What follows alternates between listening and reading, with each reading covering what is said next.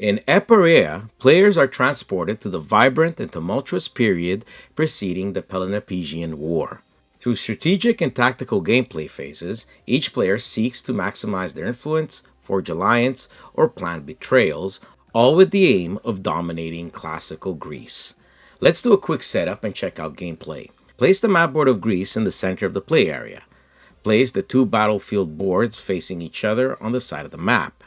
Place the 6 shuffled military token decks near the battlefield boards, and each player will get a city board and their corresponding influential figures with a token for each resource: wheat, wood, and copper.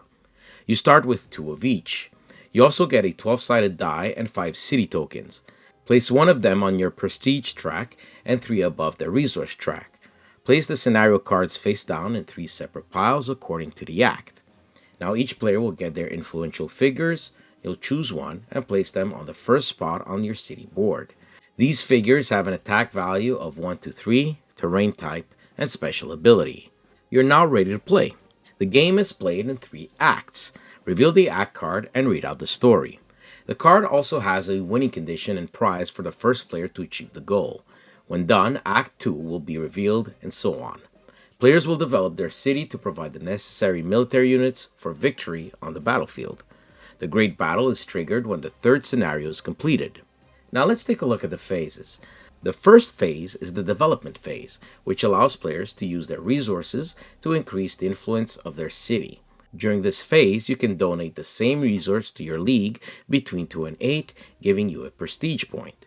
You can build buildings using your resource and place them on your city board. During this phase, you can also recruit an army token if you paid for it. These will go on this side of the battlefield in the reserve area. Once all players have taken actions, we go to the next phase, diplomacy. Here, players will move their influential figures on the map of ancient Greece. 3 types of movement are possible: move to an empire, move to a territory, or move to a Greek city.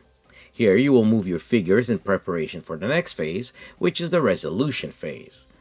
There are quite a bit of different resolutions that can happen during this phase, depending on where your figures are. If you move to the Empire, you can roll the die to see if they will listen to you and negotiate. If they do, you will get the resources. Either way, you'll move back to your city. If you're in a conflict with other figures or brigands, you'll each roll a die to see who can stay and collect the resources there. You'll put a token there to show who controls that territory for now until there is another conflict. You can also try and gain a Greek city, again by rolling the die and seeing the outcome. If you get it, you receive 1 copper, but you will also need to place a military token under the city token. Finally, each player gets 1 of each resource at the end of this phase, plus whatever building yields.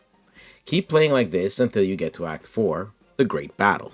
Here, both sides will collect the military tokens that they have gathered during the game. Flip over the reserve board to the battle side. Now each player will place their tokens face down on the corresponding spots. You will also place your 3 figures under the 3 different zones of the battlefield. The Great Battle is resolved starting with the flank, then the center, and finally the maritime front. All 3 fronts must be resolved to declare the winning league. Reveal the first column of tokens, and the player with the highest wins that battle. But you can choose to reveal your figure there to add their power to the battle, and then the other players can do the same.